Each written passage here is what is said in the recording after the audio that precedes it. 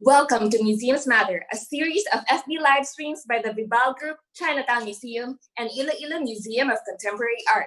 Museums Matter aims to be a platform for museums and a resource for teachers who are looking to museum collections to support digital learning. I'm Yuri Tamura, a museum officer and your host for the Museums Matter live streams. Against the Infodemic is a talk on truth-telling online in the age of disinformation. It equips teachers with the basics on how to differentiate facts from the noise. Today, we are joined by Susan Mahabuag, who is the current curator of Museo ng Bantayog, and Regine Cabato, a Manila reporter for the Washington Post.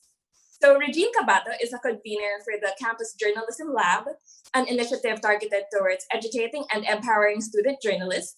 She is a recipient of the Raul Locsin Award for her explanatory journalism, a Lasallian Scholarium for online features, and the Palanca Award for poetry. She hails from Zamboanga City. Regine will be leading the discussion on disinformation.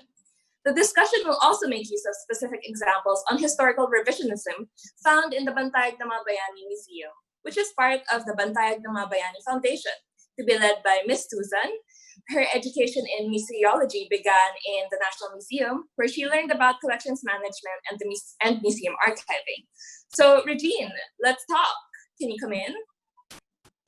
Hi, Yuri. Thanks so much for your introduction. Can you hear me well? Yes, we can hear you well. Okay, that's great. So thank you so much for having me today. And I just like to thank again Vibal Publishing and also Mega World Foundation for choosing to zoom in on this very important and relevant topic. No? Um, we kind of live in an era where there is so much noise online and it's very difficult to tell the truth from what's just noise or from what's not real, right? The lines are very, very blurred nowadays. Here's a quick discussion outline for what our listeners can expect from today's talk. So first will be going a bit into the term fake news and the types of disinformation that we see online. And then we can go into the specific examples and the specific structures behind this information. So I'll be talking a bit about troll farms, the reporting that we've done on troll farms, and what we found. And hopefully this will be interesting for you guys who are listening in. Then we'll be jumping into what you guys can do, especially because you are teachers, a lot of you are teachers, to push back against this information, whether in your own personal capacity as a netizen or somebody with a social media account, or somebody who is an educator in your own schools, right? So let's move on to part one, navigating the infodemic. Like I said earlier, we kind of live in a quote unquote post-truth world, right? Where it's hard to distinguish what's real and what's not. And usually, in this kind of chaotic online ecosystem, the voices which are loudest or the voices which seem to echo the same opinions or that go the most viral become the ones that are taken as truth when that may not necessarily be the case. One thing that I want you guys to learn, hopefully, would be the skills for being able to discern which statements, which online content is misleading, which online content might be wrong outright, and we'll go into more of that later. So usually when we talk about the disinformation system, the primary term that comes to people's mind is fake news. Usually people use this as an umbrella term for any form of disinformation that we see online, anything that could be factually wrong, right? But I'm just going to share with you guys a few thoughts on why journalists in general try to shy away from using the term fake news. Although it was initially intended to really just flag wrong information of any sort online, in recent years, the term fake news was suddenly used to describe any piece of information that a certain person doesn't like, even if that piece of news or that piece of content or that article may be factually true. Sometimes it could just not be in league with some person's opinions, and then suddenly the news outlet publishing it gets flagged or gets called fake news. So that's a particular trend, the weaponization, sometimes by politicians, sometimes of supporters of these politicians, of this term, which is why I kind of tend to shy away from it. What I want to teach you guys, hopefully, is to distinguish the different types of information disorder. But in particular, why does fake news, quote unquote, seem to click? It's because a lot of us are always partial to our own biases. And this is a phenomenon that we call confirmation bias, right? So it's a tendency to look for or interpret information that's consistent already with your own existing beliefs. So as a result, sometimes people don't tend to listen to opinions or to articles that could go against or that might not be consistent with an idea that you already have in mind. Like for example, in this cartoon from the New Yorker, you see a bunch of sheep. You see a flock of sheep, and a wolf that could possibly eat them. Running for campaigning for a seat in office.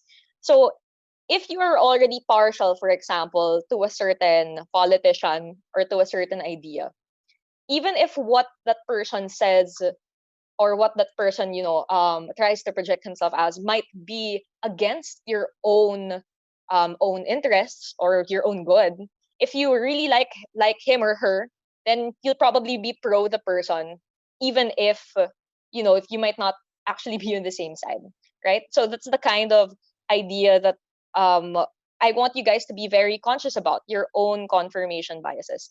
Now, journalists are trained to see past their own confirmation bias and also trained to see the different sides of the story. But one thing that I would like to emphasize here is a common myth when it comes to balance in journalism, which is the idea that journalism must show all sides of a story equally. And this is a kind of disclaimer that I'd like to make.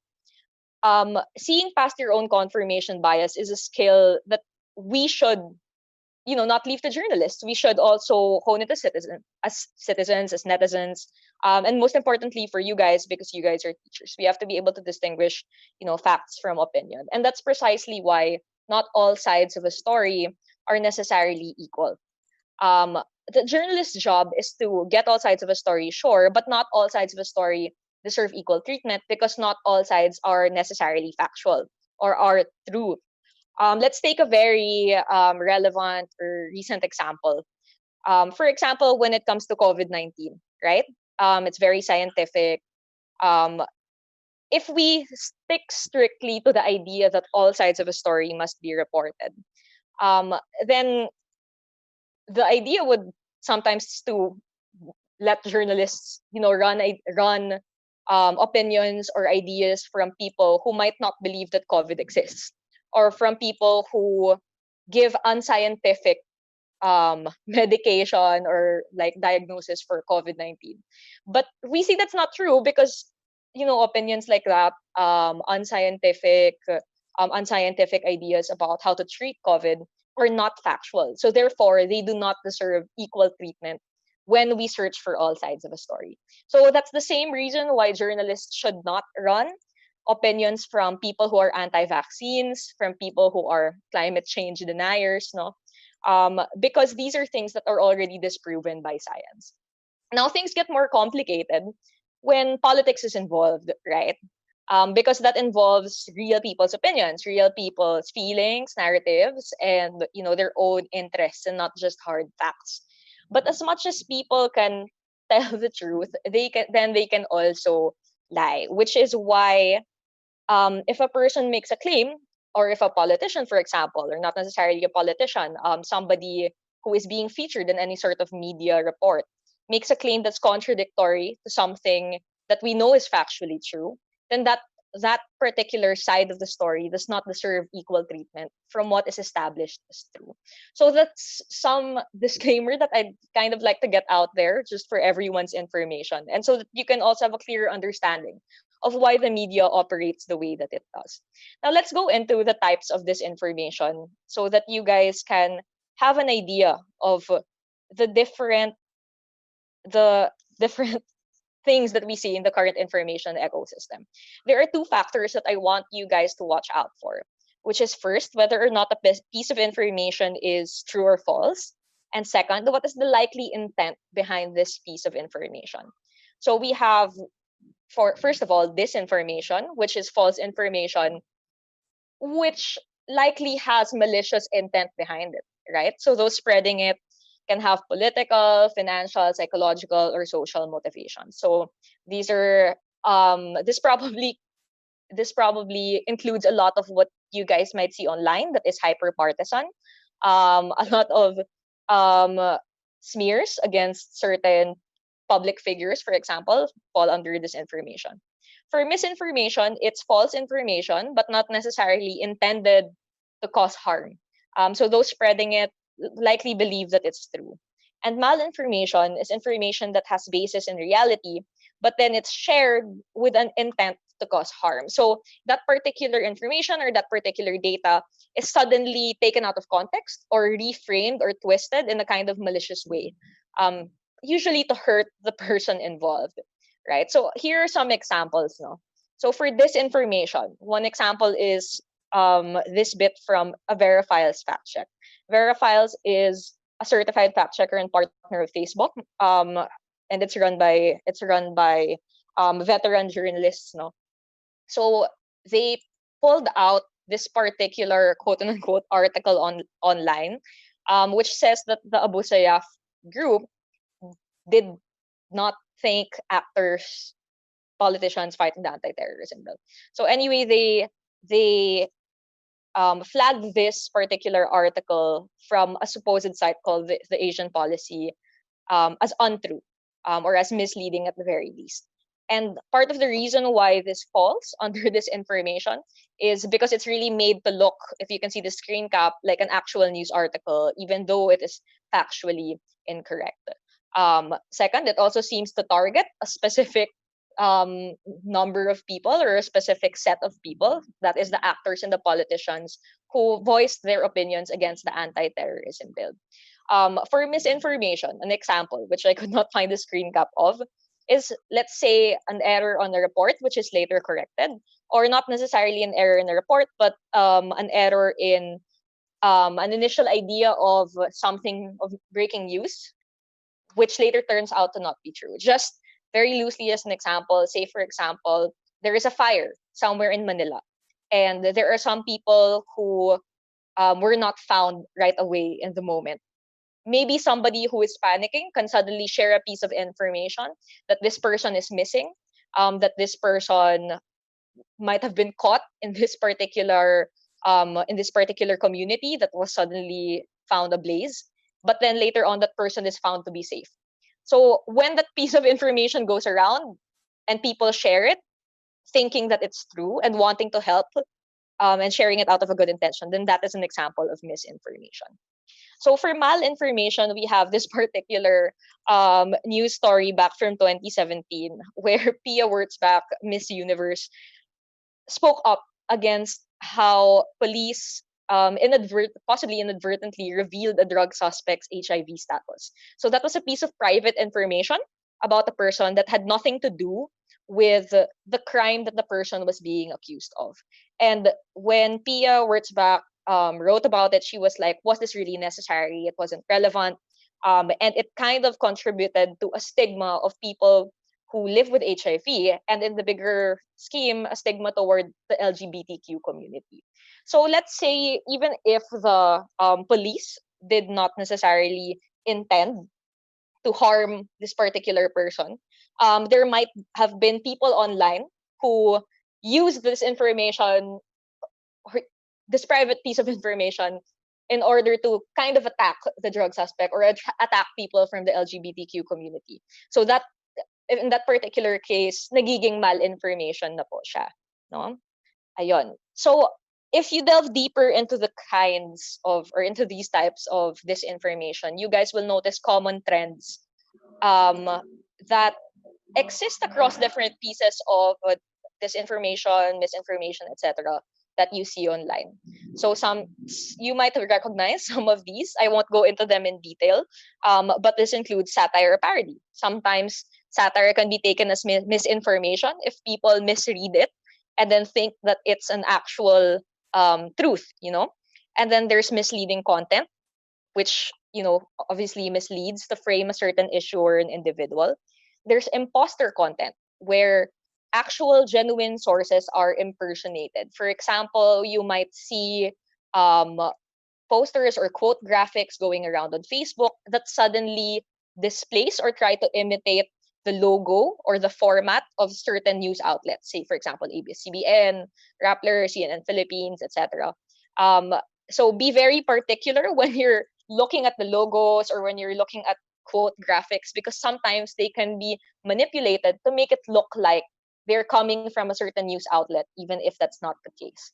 Next, we have fabricated content. So this is content that is usually 100% false. It's really meant to deceive and it's really meant to do harm. So we see a lot of this online, no? Like I mentioned earlier, usually these are things that are hyper partisan and may target a specific person or public figure. Next, false connection. Usually this happens when there are headlines or visuals or captions or photos that don't support the content. So sometimes a photo can be pulled out of a random place and then attached to an article that's entirely unrelated, right? So after that, we have false context, which of course is also kind of misleading in that there are falsities in the context that is shared behind a certain issue or behind a certain article. Next is manipulated content. So it's when genuine information or imagery is manipulated to deceive. Off the top of my head, one example of this would be, for example, editing photos and then passing off these photos as real, even if they were manipulated or photoshopped. All right. So that said, I hope this kind of deepened your idea of the different types of disinformation and misinformation or malinformation that we see online. So because you guys are teachers, let's do a pop quiz so that we can kind of have a test run for um, your newfound understanding of information that you find online. First question. And you'll see you can respond on Facebook Live, but you will also see on the video a poll, right? And you guys can answer that. So first question. Let's say a friend sends you a chain mail message on Messenger. It's supposedly an announcement that Facebook is checking in on active accounts, right? And you have to pass this message to at least 10 people or your account will be deactivated. So is this particular message from your friend disinformation, misinformation, or malinformation? If you guys can see the poll here on Facebook Live, you can vote there.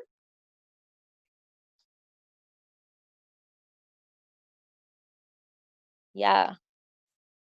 I see some people have been raising questions. Hopefully, we'll be able to answer some questions later after the main part of the talk on Facebook Live.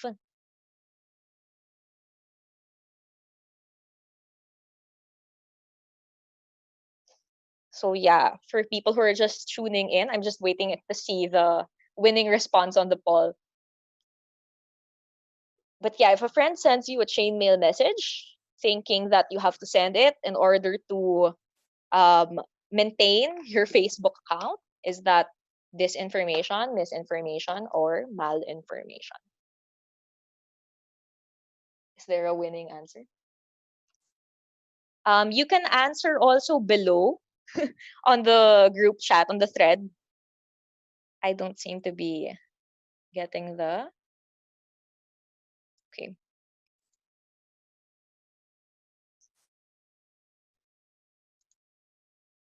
All right. Actually, everyone got it right. 100% of people said that it's misinformation, and you guys are correct.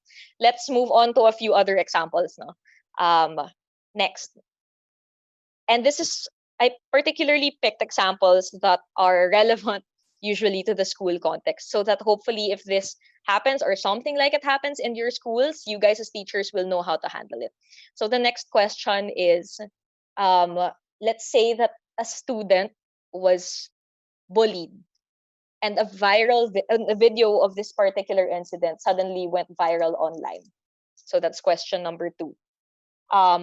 In this particular situation, when the video went viral, suddenly people random netizens or random strangers on the internet were so outraged that they found out who the bullying student was and where they lived and what are their personal contact details. And then suddenly strangers on the internet started sharing his home address and his contact details. Then the student starts getting and receiving death threats. Is this a form of disinformation, misinformation, or malinformation? Feel free to start answering.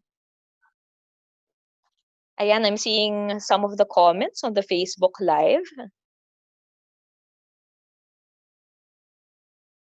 Yeah.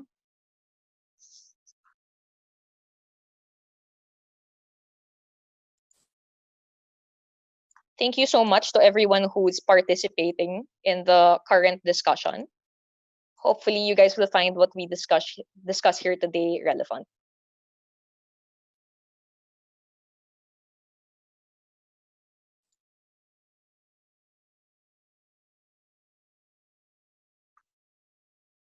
Ayan, malinformation. 100% of you guys also got it correct. Oh, I think there's a lag on my particular poll. So half of you guys, at least half of you guys got it correctly, or almost half of you guys got it correctly. The correct answer for the case of this particular student being bullied is malinformation, because the private information is real, there's basis in reality, but then it was suddenly twisted in a way um, that allowed people to send death threats to this particular student who is a minor, right? If you guys will remember, this is something that actually happened a couple of years ago in Ateneo de Manila. And it kind of got out of hand. It was very sensationalized, right? And then the student and his family started getting threats of violence. So this is a form of malinformation that we see online. Next question, and this is something that might be relevant as well to you guys who are teachers, because you might have heard of it when it supposedly went viral sometime last year. If you guys remember the Momo challenge, it was a supposed video or a supposed social media post that was believed to have gone viral on YouTube. And it was supposedly inciting children or inciting teenagers to commit suicide. And a lot of kids were scared of the supposed Momo, and the photo of Momo was kind of like a puppet or a doll-like creature with very big eyes. But it was later found out that this was actually a sculpture made by a Japanese artist for a horror show, and that there was no actual video, or that there was no actual social media post that actually tried to incite teenagers to commit suicide. So the Momo challenge never existed. But at that point, a lot of people thought that it did. A lot of parent-teacher associations were concerned about it, and a lot of police stations actually also warned about it as well, not just in the Philippines but worldwide. So is this a piece of disinformation, misinformation, or malinformation? So if you guys are commenting on the Facebook Live, because there's a bit of a lag time, feel free to label before your answers the question, or like, for example, Momo challenge, and then your answer, so that I kind of have a feel of what you guys think. All right, so let's look at the answers.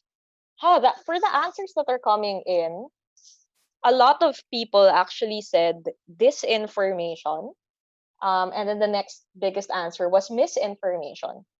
Um, but actually, although it's a very complicated case, although when the Momo challenge was supposedly invented, and we have no way of knowing if the Momo challenge, who invented the Momo challenge, um, it might have started with an intent to harm, but later on, when it was picked up by police stations, by media outlets, by parent-teacher associations, and by schools, who were warning other people about it, even though this challenge did not actually exist, then it became misinformation, not disinformation, because we actually don't know who made it. But by the time that it spread through these channels, through official channels like um, schools, teachers, police stations, they were doing it with a good intention, which was to warn people away from it. So then it became, misinformation. On a last note, maybe just the last challenge before last item on our pop quiz before we move on to Miss Susan's part of the lecture. Let's talk about this particular case. Let's say you're a school administrator. Oh, there it is. And a former student who is now running for a seat in government claims to have graduated from your school. However, your school records show that the student did not actually finish their studies there. And you have colleagues, for example, if you've been teaching in the school already for a long time, you have colleagues who know that the student might have dropped out. Now, journalists find out about it and then suddenly start reporting that this particular political candidate is being dishonest about their academic background. But the candidate still insists that despite that um, the political candidate still insists that they graduated from that school despite the papers and the documents and the witnesses, the former teachers who prove otherwise. So is this an example of disinformation, misinformation, or malinformation?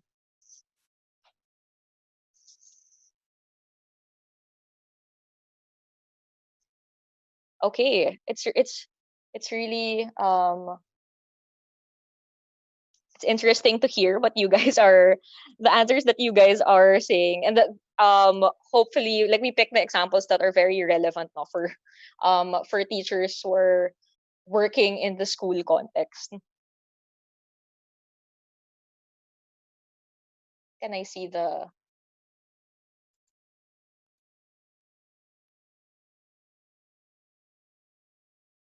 okay.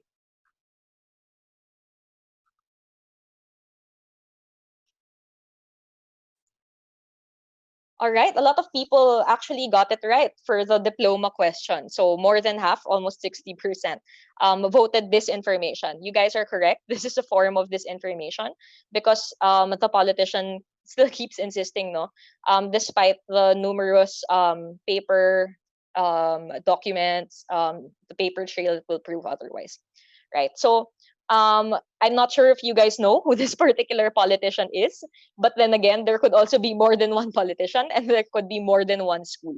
But in the case of one particular politician, it was the school paper of a university in the US that reported that this politician was falsely claiming that she had graduated from that university. And this was later confirmed by other news outlets. No? Um, this kind of dovetails into a whole discussion of revisionism that is relevant in the Philippine context. So, revisionism, and in particular, historical revisionism online, is one of the many, many trends that journalists, academics, and analysts monitoring the Philippine online ecosystem have noticed. Before I go into my own specific examples, let me toss the speaking over to Miss Susan of Bantayog. Thanks, Regine. We'll be hearing more from her in a bit, but for now, we'll be passing the baton on to Miss Susan, like Regine said. We'll be giving local examples of disinformation for us by debunking some myths, particularly that of the Jabidah Massacre, Marcos medals, and the golden age of Philippine economy. So these are topics tackled by the Museum of the Bantayog the Bayani. So hello, Miss Susan. Are you on? Yes, Yuri. Good afternoon, everyone. Okay. George Santayana, a philosopher, poet, and humanist, once said, "He who cannot remember the past is condemned to respect, is condemned to repeat them." This reason may well be the primary reason for studying history. However, a historical account or record needs to be accurate and correct for history to be an effective teacher. Museums are guardians of our collective memory, and exhibits play an important role in the transmission of historical knowledge. So from the materials that we have in the museum, for the first historical account, we maintain that the Jabidah Massacre happened and debunk claims that this is a hoax. Okay, Sabah, in the context, Sabah is a territory located in the northern tip of Borneo near the southern Philippine provinces of Sulu and Tawi-Tawi. It was being claimed by the Philippine government, but our neighbor Malaysia also claims that since 1963, Sabah has been part of its territory. It was during the time of President Marcos. He plotted to secretly stir up trouble in Sabah and to be able to grab it. A commando operation was carried out by 200 men from Sulu and Tawi-Tawi. They were recruited and trained in Mindanao and then brought to Corregidor Island in Luzon. Now, upon learning, when they were recruited, the recruits did not know actually what they call Operation Merdeka is all about. But so upon learning that they were going to invade Sabah, the recruits insisted on returning to Mindanao since they refused to be part of an activity that would be used against their fellow Muslims and relatives in Sabah. So in March of 1968, the recruits were the recruits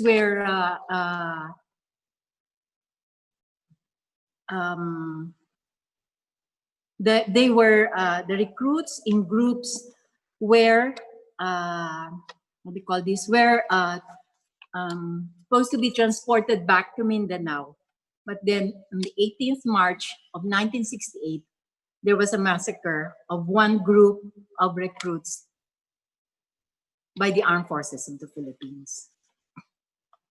Next slide, please. Now, this misleading article came out in a national newspaper that it says that Jabidah was a big hoax.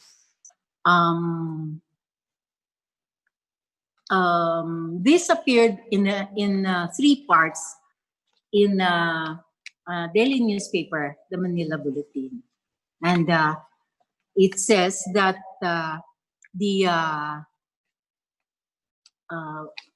do you call this? The Jabidah Massacre, or the massacre in Corregidor, did not happen at all. Yes. So we have here, from our materials that we have here in the museum, we have the whole collection of the trial that was done in the Congress and in the Senate. Although account says that there was actually no decision that came out. No one was punished. No one was actually prosecuted. Yet we have the whole records of the hearing that was conducted in the Senate and the Congress from the day it was reported in the newspaper sometime in March 29, after the March 18, 1968 massacre of the Moro Army. So we have all these we have all these documented in a national daily, and we have all the copies of the documentation by a daily national daily of the hearings that was conducted in the Senate and in the Congress. Now we have here a photo, 2 photos among many other photos of one batch of Muslim recruits for Operation Merdeka, And another photo which shows Jabidah Rula, the lone survivor of the Jabidah Massacre on March 18, 1986, pointing towards Lieutenant Rolando Abadilla in a Senate hearing.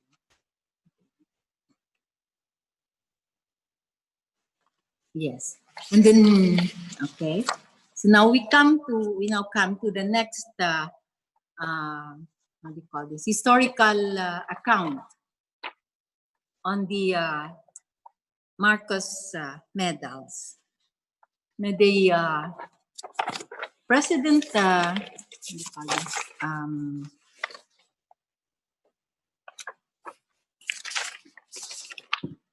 President Marcos in 1945 posed as one of the most decorated Filipino soldier of World War II, but hoisting around 33 medals and awards. Now, the National Historical Commission, among others, also released a study debunking the supposed war medals of former President Marcos. In the National Archives, which is in Washington, D.C., which is home of the Philippine Archives collection of the guerrilla unit, the files number 60, which documents President Marcos' claims of being a guerrilla leader and founder of a guerrilla unit called the Ang Maharlika, with thousands of men in its roster from 1942 to 1945. But then Captain Albert R. Curtis, who handled the Marcos claim for recognition for the most part of July 1947 to March 1948, came with two conclusions.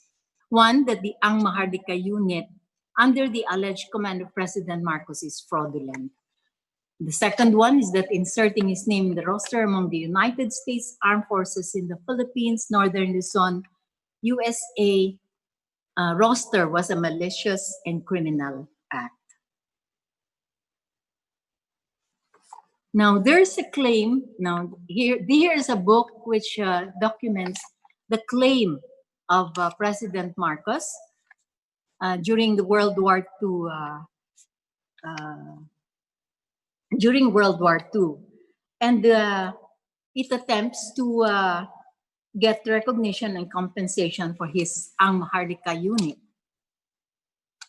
Okay. But then the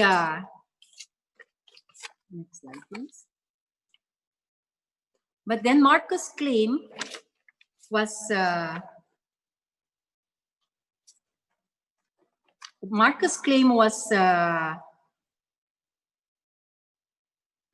was debunked by no other than the National Historical Commission, which in his conclusion in the study, it says that with regard to Marcos' war medals, the National Historical Commission was able to establish that Mr. Marcos did not receive, as a wartime history of the Ang Maharlika and Marcos' authorized biographies claim the Distinguished Service Cross and the Silver Medal and the Order of Purple Heart. Facts, another, yes. He claimed that his guerrilla unit and the Ang Maharlika was never officially recognized, and neither was his leadership of it. In the first slide, we presented that even the U.S. officials did not recognize Mr. Marcos' rank promotion from major in 1944 to lieutenant colonel by 1947. And some of Marcos' actions as soldier were officially called into question by upper echelons of the U.S. military. So, and his listing of his name in the roster of different units is called a malicious criminal act. It is upheld by the National Historical Commission. Yes, this is the what appeared in the New York Times regarding the Marcos medals, that It was presented in public view in the United States government's archives for 35 years, found that no foundation for Mr. Marcos claims that he had. There is no foundation for Mr. Marcos claims that he led the guerrilla force called the Ang Maharlika military operations against the Japanese forces from 1942 to 1944.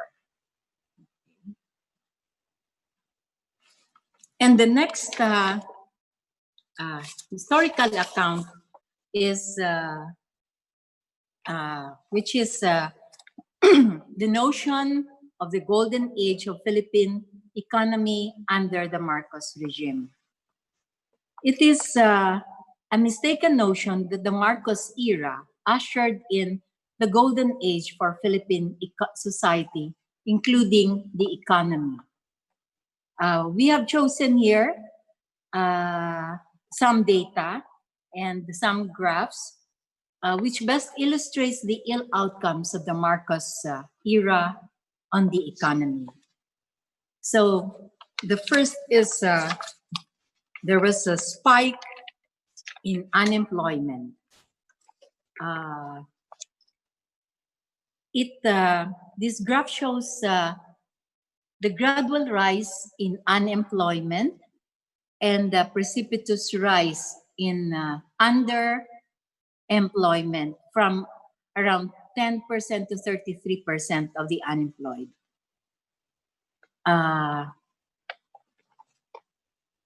The deterioration of the work conditions led to high poverty and the exodus of skilled workers.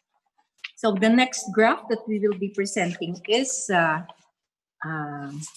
lost years of development.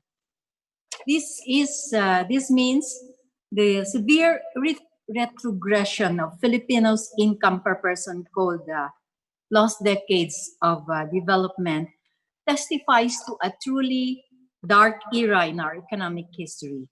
It took an entire country generation to recover from the bad outcomes of the Marcos regime's economic policies and management.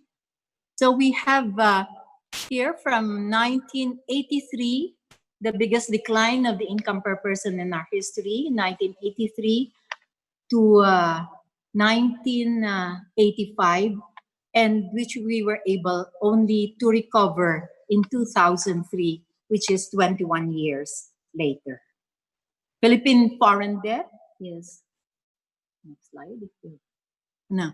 The Philippine foreign debt rose from in 1962 from $360 million in 1986 to $28.3 billion.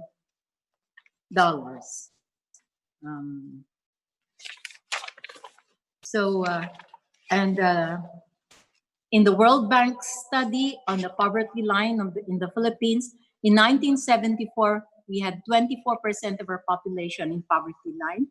But in 1986, 40% poverty, the poverty line rose to about 40%, meaning poverty significantly worsened.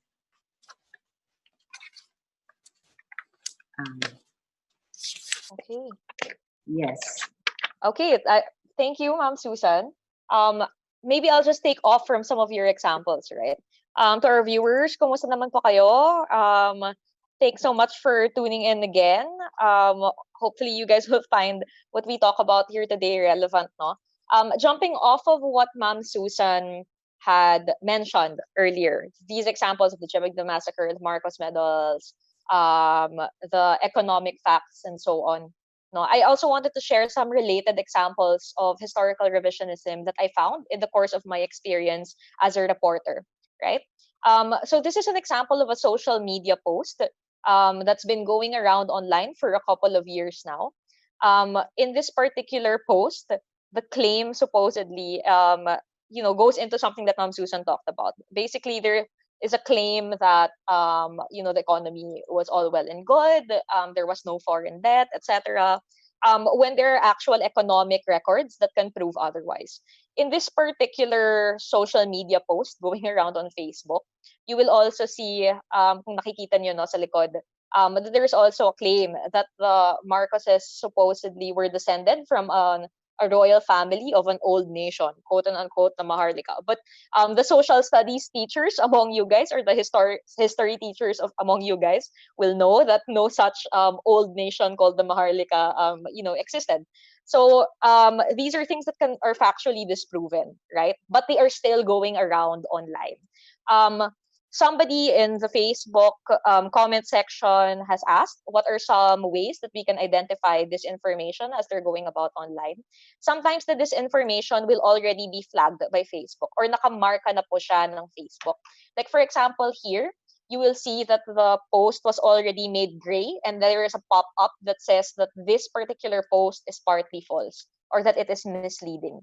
And it was already flagged by partner fact checkers, like for example, Rappler or Verifiles or some other site possibly, which will say that this is a wrong piece of information.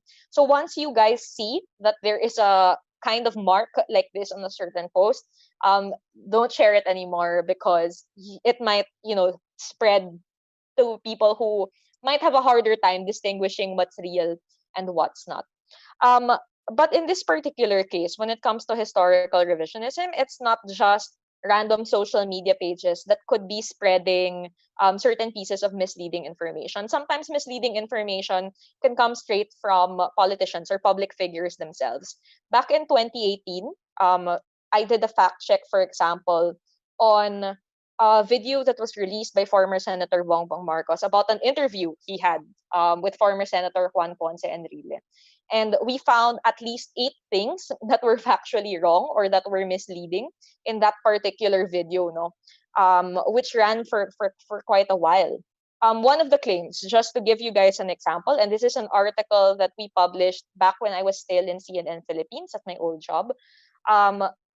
One particular claim that former Senator Enrile said was that there were no arrests under martial law and that people were only quote unquote inconvenienced for a little while. But actually, there are documents and there are reports that will prove that there were thousands of people who were actually detained.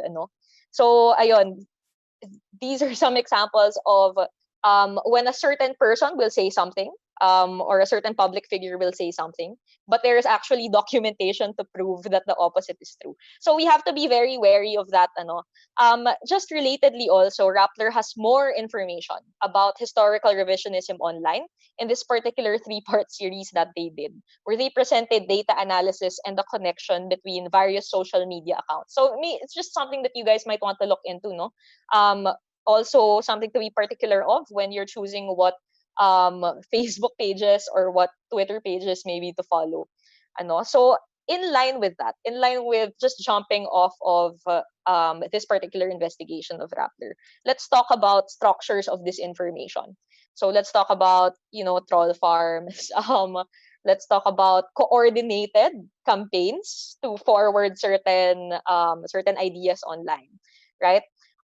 We came up with this investigation last year at the Washington Post. We were able to immerse in a troll farm. So we actually went to a senatorial candidate's office, no, and we sat with the social media team that was hired to defend him online. So one particular interesting thing that I found from this experience was when we were chatting with the rank and file trolls, it was understood that everybody, like almost all political candidates already had a kind of troll team of sorts, right? Or an online army of sorts. Not necessarily to smear their political rivals, but sometimes just to defend the politician, right? But then there are also quote unquote black troll operations where talagang the rank and file social media people will send curses or will smear the rivals or will send threats to the people who are critical of their political client.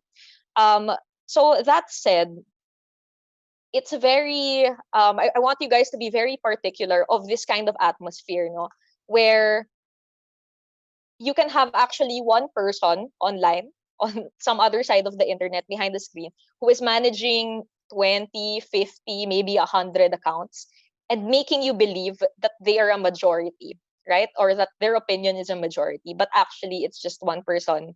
And that one person, might be paid. So ganito na yung reality natin ngayon sa Pilipinas. Just relatedly, you guys might want to look into a research by Jonathan Ong and Jace Cabañas, two professors in media studies called Architects of Disinformation. Ang nalaman po ng dalawang professor na ito ay ang mga political clients, say politicians, they go to specific public relations strategists. And then these public relations strategists design an advertising campaign, usually on social media, for their particular clients, right? And then they go to influencers. And these influencers are usually maybe bloggers, maybe people who have whether anonymous or not, pages that have a lot of followings, and then they can make certain endorsements. They can make certain plugs dito sa mga pages nila that have a lot of followings. And then they will get a lot of likes, they'll get a lot of engagement, etc., etc. Then below the influencers, you have the main rank and file troll accounts, which are usually run by maybe a handful, like a team of people, and then they will handle possibly dozens of accounts each, all with fabricated names, fabricated photos, maybe, to kind of make you believe that there are a lot of them, right? So if you guys want to look into it also, and if you are teaching this or teaching media literacy to your students, you might also want to look into a report by Joseph Morong of GMA, where he has a whole video report where he speaks to a troll farm operator. In relation to this, I wanted to share with you guys my own experience of getting trolled last April. We in particular ran a story about how Twitter was able to suspend hundreds of accounts that were tweeting under pro-government hashtags, no? And they were basically, Twitter told us in an email that they found these accounts after going through certain hashtags, and then they found spammy behavior. That is to say, flooding, and then a lot of the accounts seem to be empty. They seem to be suspicious, and so it was a cause for alarm, and they ended up suspending those accounts. Directly after this, I was really badly trolled on Twitter. No, you guys might, I'm not sure if you guys have also experienced being trolled, but I'll let you guys take a peek into the experience. No, but it's just something that was very alarming. So ayan, so here's a look at my inbox right after that particular story ran. Suddenly I got a lot of threats. And then if you look at my Twitter mentions, I also got like a lot of accusations that I was a biased journalist, etc., na hindi lang naman daw pro-government yung mga trolls, lahat naman daw ng politicians, ganyan-ganyan, which of course we already reported on, no? If like I mentioned earlier when we did our investigation last year. But this was a particularly vicious attack, and I found it very suspicious, of course, because I got all these messages when it was between midnight and 6 a.m. and then on an Easter weekend. So, Good Friday, tapos tumuloy siya until Easter Sunday. So, syempre naman, a regular person online or yung ganitong kadaming mga replies, would not be done by regular people who are busy with their family, busy with their job, busy, worried about quarantine, for example. And why would you be awake from, 12 to 6, napaka-odd hours, na ganitong kadami pagising ko, ito yung dumagsa sa inbox ko. So, obviously, this was a coordinated, or we can conclude possibly that this was a coordinated attack. But I'll also tell you why. Because a lot of the accounts that we found kind of looked like this. This is a post from Raptor reporter Rambo Talabong, who flagged a few of these accounts. No, I think some of them have already been taken down. These are some identifiers for possible troll accounts, right? So first, if you take a look at this particular example, you'll see that there's no actual profile picture for the account. You'll also find that they have a weird set of numbers dun sa username and not an actual name, right? The account was possibly created recently only, so around um just a few months ago, for example. And then there are 0 to no followers usually. Another telltale sign that it is a political or a troll account is that it only posts about politics. Wala siyang ibang pinopost. So these are some of the most basic telltale signs, no? That this is, you're probably speaking to a troll account. To answer one of the questions in the Facebook comment section that said, "How will you know?" Right? Um, those are some red flags. But then you'll also see, if you guys are very immersed in the online ecosystem, that sometimes some troll accounts try to skirt around it already. So troll accounts are getting smarter. They are adjusting to the algorithms that get them easily suspended on social media sites. So sometimes, and you guys might have seen a report of this, some accounts steal photos of actual people. When we were doing our investigation on troll farms last year, I found a photo of a Filipina American who died a few years ago in a particular crime in the United States. And her photo was being used in 3 different troll accounts supporting 3 different senatorial candidates in the 2019 elections. So ayon, very alarming po siya. But that's one particular cause for concern. Also, why you guys should be very particular of your privacy, because suddenly photos can be lifted. No? I also noticed that there seems to be more influencer accounts. So suddenly, these troll accounts, they follow each other more. They post more. They really create personalities. Now, one thing you should know about influencers is that they're not necessarily the same as trolls, because they could be real people. Ano? But that doesn't mean that they're not paid.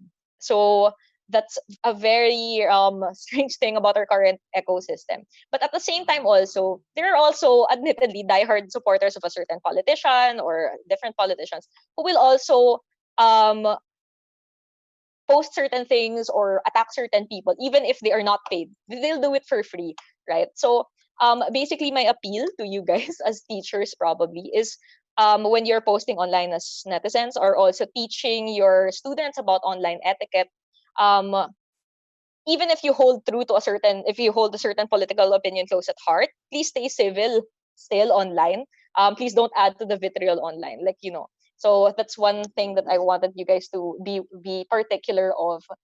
One other way that trolls kind of go about one of the red flags is to sometimes use dormant accounts, or accounts that are old but they were inactive. So suddenly, for example, you'll see an account that was created in 2010, but it only started tweeting a few months ago. That is cause for suspicion po. So that's one thing to be particular of. Um, and another thing also that we noticed in terms of online trends, and also when we immersed in the troll farm, is that um, trolls nowadays tend to also share other forms of content. Like they retweet K-pop, sports, UAAP, the news, Netflix, for example, ganyan. So generally, I just encourage everyone. Like it's very much harder to distinguish who is real and what's not, because suddenly non-political content gets thrown into the mix. But generally, I just encourage you guys to um, be wary, or take with a grain of salt everything that you see online. Especially if you have no mutual followers with the person, or you have no mutual friends with the person. So just some things to be very particular of. Um, Next, maybe we can talk about other specific tactics, right? As to how trolls might be adjusting to the current online ecosystem. This is a post from Vice President Leni Robredo just last June, where she flagged a piece of disinformation that was later proven to be false. She said that there were a lot of people online that were spreading this piece of information that she supposedly distributed spoiled food to a certain hospital during her COVID relief operations. But then the hospital later disputed that this was true. So the hospital made an official statement that the food was okay, etc., etc. One thing that I would like you guys to note here is that this particular idea or this particular piece of information was disinformation was going around online, one copy pasted phrase was quote unquote confirm if possible. Or an alternative, quote unquote, is this true? So if you guys see posts like this, do not share them because most likely they are not true. Also, if you see a post that is still asking if the information is actually confirmed, why will you share it, right? So if you see posts that you're not sure about the veracity of, don't share it. If you see posts that have CTTO or credit to the owner and then you don't know who said it, I discourage you guys from sharing it. Kasi yun yung uso ngayon, di ba? But then you don't know where that particular information comes from anymore. So that said, let's talk about different ways that you guys as teachers can push back against this information. And the ways that you guys can integrate it into your own practice in schools, no? So first, as online netizens or as people who have social media accounts online, if you spot this information, first report it. Do not share it, even if it's to correct the disinformation. Because if you share it, then maybe somebody on your feed who is not as media literate might think that it's real. So just don't share it, just report it right away. Flag the disinformation to fact checkers. Some newsrooms have official fact checking teams like AFP, Rappler, Verifiles. These are just a few. A lot of newsrooms have them. So drop them an email or send them a Facebook message to say that, oh, may umiikot na ganito, could you please fact check? So maybe they will pick it up. Next, support journalism. Follow official and trusted news outlets and journalists. Official outlets on Facebook and on Twitter usually have a verified blue checkmark. So that is one way that you're able to tell an actual news site or an actual news outlet from an imposter news site. Somebody in the comment section earlier asked a question, no? Mr. Ed Ibanez said, is there any journalism that we can still trust in the Philippines? I'd like to engage with that question. Ano? Yes, there still is. Follow the official accounts of reputable institutions. Ano? There are a lot still in the Philippines. Inquirer, CNN Philippines, GMA News, ABS-CBN, Raptor, etc. Some people might think that ABS-CBN or Raptor is biased, right? Especially with all that's been happening now in the current climate where they're facing certain cases, ano. But any news outlet, especially one that has been operating for a long time or one that is run by veteran journalists, usually have systems for accountability that are in place. This is something that I would like to assure you guys. So if they make a mistake, they should release errata, or we call it errata, or they should release corrections. No? Usually these are at footnotes at the end of an article or sometimes in a follow-up tweet, etc. Sometimes internally, there are systems also that are in place to make sure that mistakes aren't made again or that we don't repeat the same mistakes. The newsroom management usually reaches out privately to a person who might be aggrieved by a certain story if their side was not aired, etc. Ganyan. So media outlets are not perfect, but I'd like to assure you guys that journalism has an ethics in place. We're governed by a certain ethics, no? And one remedy that I would like to propose to you guys is to just follow a bunch of different news outlets.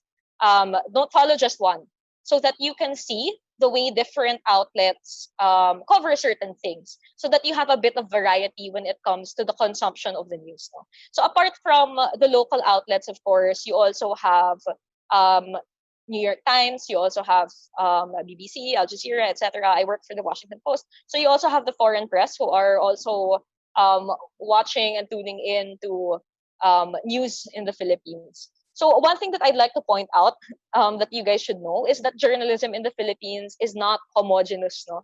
So iba-iba yung kino-cover ng iba't ibang different outlets and ng iba't ibang different forms of journalism. So also follow and support your local journalists in the regions, your local newspapers, because they will come up with different contents and have different points of view from what you see in national news naman. Ayun. So it's good to kind of switch up your news diet. Next, if you spot a troll, what do you do with a troll account? do not engage or share. So do not feed the troll, because sometimes they can get bonuses for more interactions, or they kind of get a kick out of being able to engage with people. So don't let them get to you. Next, always report and block. Under Facebook and Twitter, you can report malicious accounts for offenses like spamming, targeted harassment, and being a false account. You can also adjust your notifications. On Twitter, you can mute your notifs from accounts that have not confirmed their email addresses or their phone numbers. So it's just some of the ways that you guys can filter the noise out of your own feeds for your mental health din. Ayan. Next, what can you guys do as educators? So, before we go on to what you can do as educators, no? Online hygiene. So earlier I talked to you guys, no, about how sometimes photos of ordinary citizens are stolen and then used in troll accounts. So be very wary of that. Make sure that your online security is on point. Password protect everything. People are usually advised na don't use the same password for all your social media apps. Switch it up a bit so that it's harder to hack into your account. Next, protect your data. Don't use suspicious apps. Ayan. So, usang-usa yung Face app, which later was criticized for, privacy issues. Or don't take Facebook games and quizzes that might compromise your personal details. Because how it usually goes is, if you see you take a quiz or take an online game on Facebook, di ba may dialogue box usually na lumalabas that says something along the lines of, we will need access to your account, etc., etc. And it seems very harmless, right? And very misleading. But actually, that will give the app or the app developer access to certain details that are available on your Facebook account. So that includes your birthday, that includes where you work, where you live, etc., etc. If this information goes into the wrong hands, it can be sold to third parties. Sometimes those third parties are advertisers. So, kunwari, let's say if you're somebody who likes a lot of fashion blogs, suddenly makikita nyo sa Facebook ads nyo that a lot of advertisements for clothing, for jewelry, etc. It's because probably somebody has access to your data, so they know what your likes on Facebook are. So that is kind of the background as to why you see suddenly things that are in line with your interests. So just be very wary of the data that you have online, no? It's nice to still keep a sense of privacy. Next, when it comes to what you can do as teachers, what you can do as educators, one thing that you guys can do in your own school is to establish your very own clear communication system. So have official pages on social media that faculty and students can refer to. So you can post announcements there, like school announcements. You can post class suspensions, etc. But having an official page online in your school will make it harder for disinformation or misinformation about your school to spread. Because then, suddenly, if there's disinformation going around online, the official account can post a comment about it, right? And then it will clear any wrong information that's floating around online.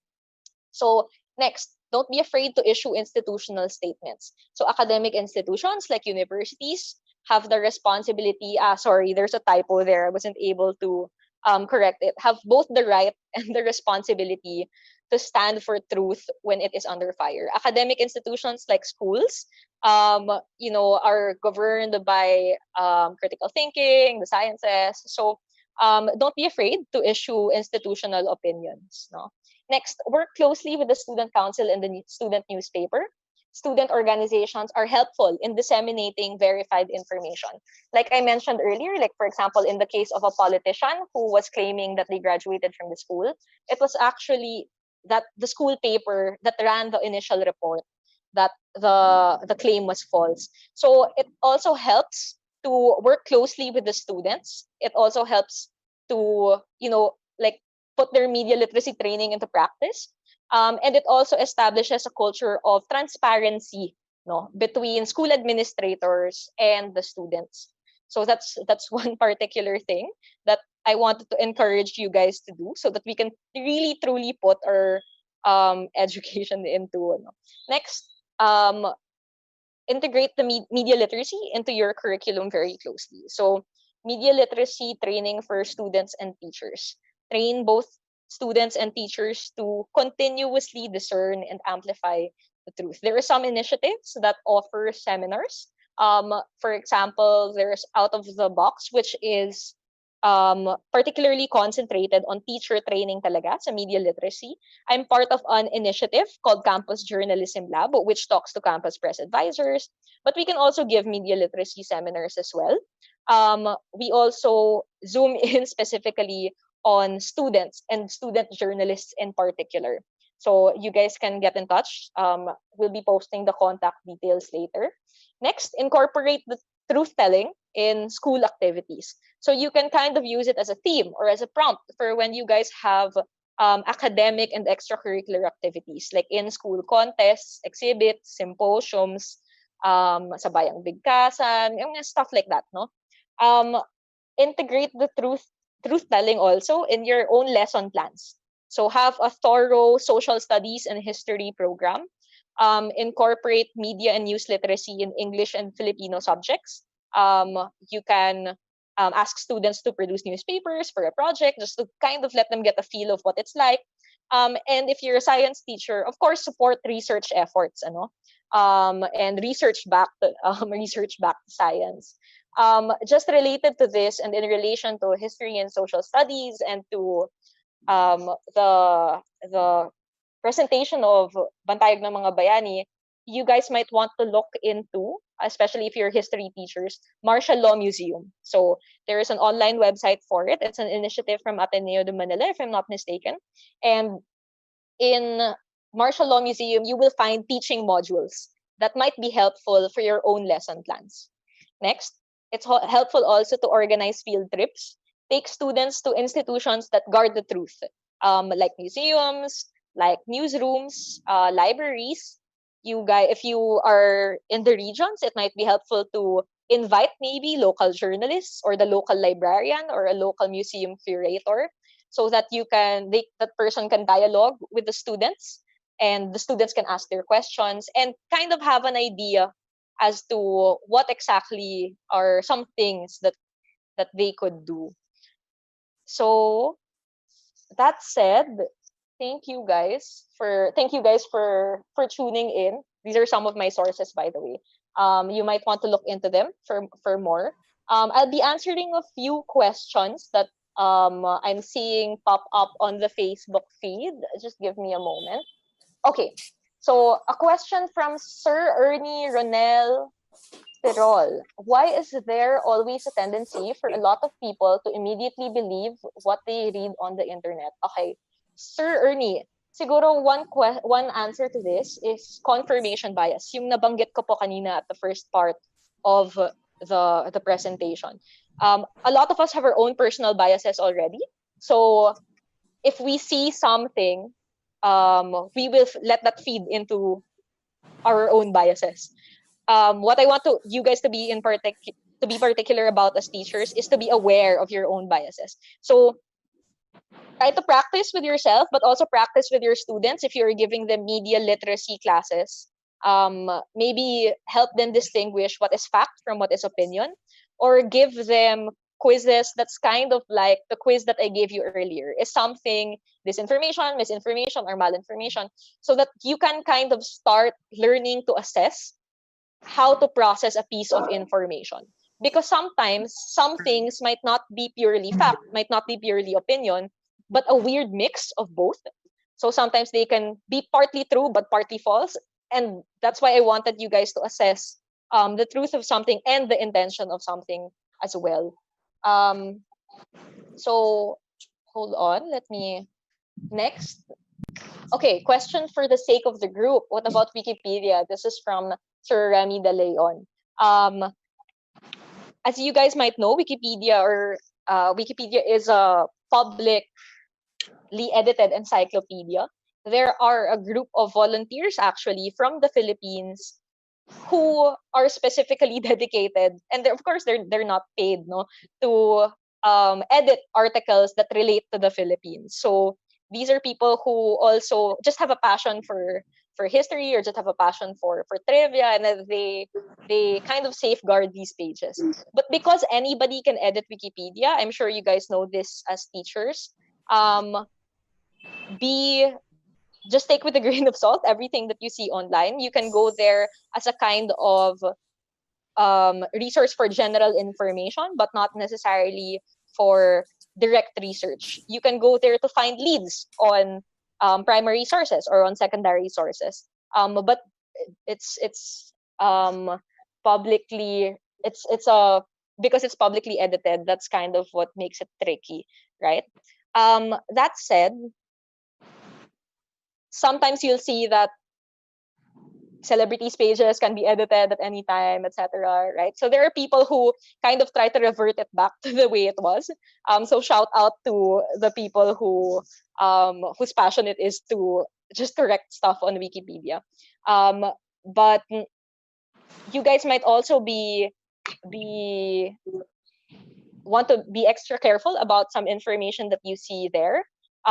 We've gotten a lead that sometimes politicians might want to edit their Wikipedia pages a certain way, etc., etc. So it might be best to just cross check whatever you see online with news sites, with history, etc. Next question. Hold on. From Ma'am. Let's get Miss Yes. Susan to weigh in on the Yes. Wikipedia question also, because Oh yes, Nagbayan ng yes, Ma'am Bayani Susan. talks a lot about the Marcos era, which I'm sure there are a lot of people on both sides trying to constantly change the information. Miss Susan, do you have anything to say on the topic? Like, what is your experience on? Diba you guys have someone working on the Wikipedia page, Bayon, for Bantayog, is it? Or Well, is that another? is Yes. volunteer.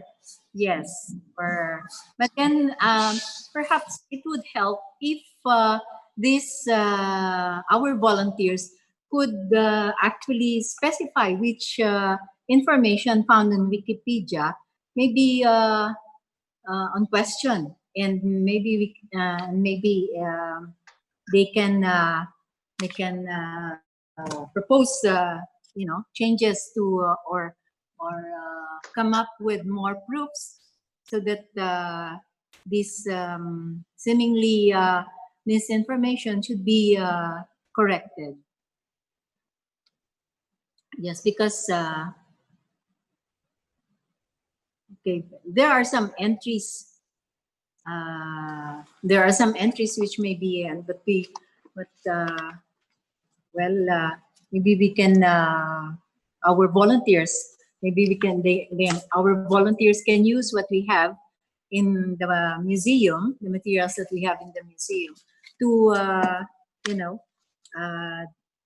come up with proposals to correct the information that they find questionable or. Okay, I think that's a great answer. So, ayan, if we're going to take away anything from this talk, let's emphasize that we have to cite our sources.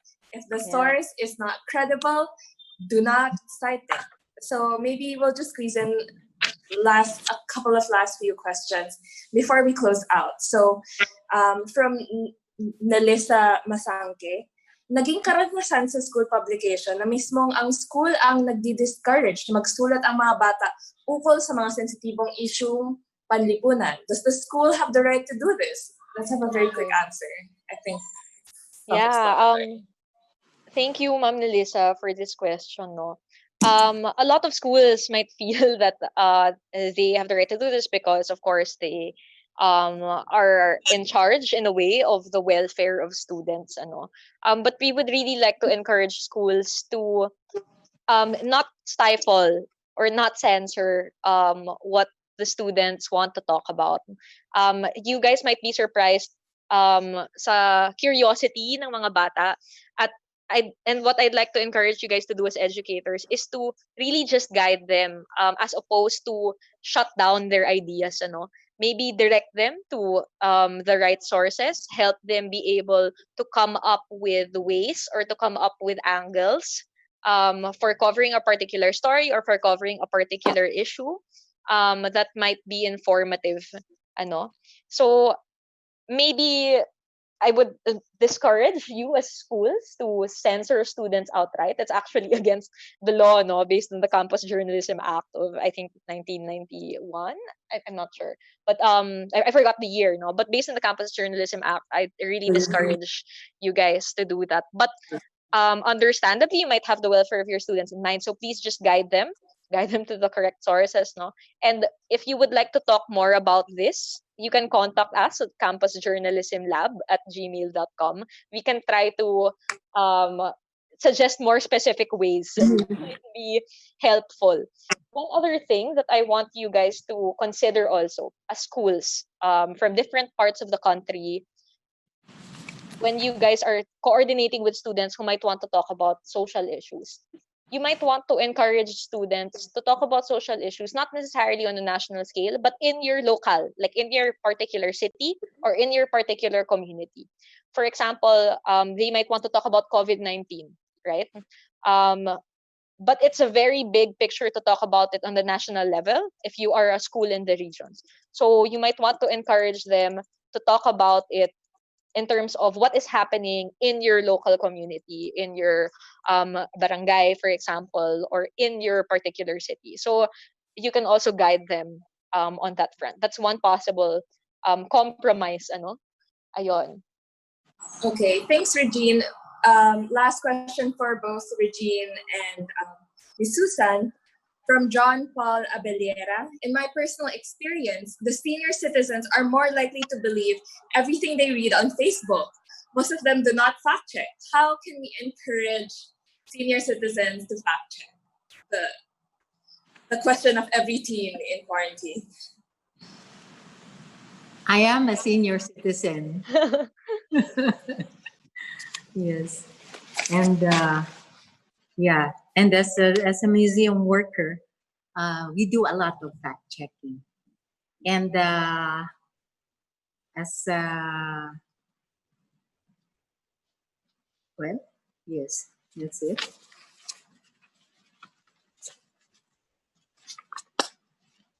I think there's a lag. Okay. I'll just jump in and try to answer the question, that particular question. So, yes, it's true. Ma'am Susan, I think your audio is choppy. Okay. Yeah, Ma'am Susan, can you try talking now? Yeah. There, okay. How do we, the question is, how do we encourage senior citizens to fact check? Well, any suggestions? Yeah. Since, because as a senior citizen, I regularly do fact checking, and as a museum worker, and how to encourage the senior citizens. I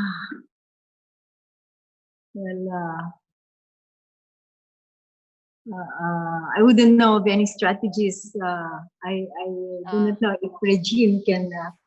Let me jump in, Ma'am Susan. Regine, because please it's help. true, no? It's true na talagang senior citizens yung mahirap turuan, ano? Because technology is so new. Right. And it's very difficult, right? But one thing that I kind of noticed, I'm not aware of any particular efforts that are directed towards senior citizens. Because I think in the US, there's already a media literacy program that's specifically targeted towards people who are ages 60 and up. Parang sa Pilipinas, wala pa tayong ganung module, no? So, maybe that's one thing that a project that somebody might want to take on, ano? Maybe you guys might want to organize also at least on your own level, one way to go about it is to talagang have a media literacy training in your schools and make sure that the older teachers are also there. Maybe then we will see what the specific issues are when we speak to them one-on-one. Ano. But basically, as of now, what makes it difficult also is to a lot of the responsibility for teaching other people is on a personal scale. So if you have parents who share anything online or relatives who share anything without fact checking first, sabihan nyo at least in a gentle way, or maybe explain to them why a certain thing online might not be true. Explain to them what the current is. Show to them sources, actual sources from real news sites, and other um, resources possibly that are useful, and hopefully that will change their minds. Hopefully, yeah. Okay, so that's kind of all the time we have today. If you enjoyed the live stream, please help us like and share. Yeah, thanks for tuning in, everyone. This is the link to the certificates. I know a lot of you guys are asking for certificates. And can we just very quickly show the respective social media sites for our speakers today? Ayan. So if you're looking to get in touch with either Regine or Bantayog ng mga Bayani, these are where you can find them. If you have any questions for them in the comments below, we will encourage our speakers to take some time to go through them, or a few of them in the comments later. You can catch our next live stream on July 18 at 2 p.m. at the following pages. So you can catch it on the Vibal Group, Chinatown Museum, and Iloilo Museum of Contemporary Art. We also encourage you guys to RSVP on the next event pages so that we can keep you posted for updates and, of course, other things like where you can find the certificate, where you can sign up, if we're going to post some facts or trivias about our speakers. So, ayon, before we close out, one-liner goodbye from our speakers, maybe? Okay. Does anyone want to say goodbye before we okay, head out? I can go first. Thank you so much again for having us. And thank you so much to the teachers who are listening in. One thing maybe that I would like you guys to be particular about is, again, the pursuit of truth and the search for the truth. It's very tricky in the current climate, especially when you're navigating the online ecosystem, when you're navigating social media. So maybe one thing that is a personal challenge for me is to kind of see the light in all this. One thing that we hold true in the Washington Post is that democracy dies in darkness. So basically, what we want to do is shed light on the truth. Hopefully, schools and you guys as teachers who work in schools are also an institution of truth. So we hope to shine lights in our specific communities, in our specific context. And I hope this particular talk was able to equip you guys with the skills and the knowledge to be able to identify the truth in certain situations online. Okay, Miss Susan, do you have something to say before we go off very quickly? Yes, I would like to thank you, the organizers of this forum. And I would just like to say that the Museum of Bantayog ng mga Bayani is actually dedicated to the Filipino youth. And this is an offering for their elders assisted martial law regime and triumph over it in the end. So we record here the heroic deeds that had been done in the struggle by our countless heroes and martyrs who made sacrifices in order to end a repressive regime. And this is to build a better future for our beloved Philippines. Now, I would just like to remind them that justice, freedom, and democracy for majority, a decent living for all, these are the demands that united the entire nation then. Today, they remain the Filipino people's role in the struggle. So we would very much like to thank the forums like this, where we can come together as one and be united as an entire nation. Okay, beautifully said, Miss Susan. So, yeah, we will close this out. See you next week at 2 p.m. on Dibal, Chinatown Museum, and Ilil Mocha. So, yeah, goodbye. Thank you for listening. Thank you. Thank you.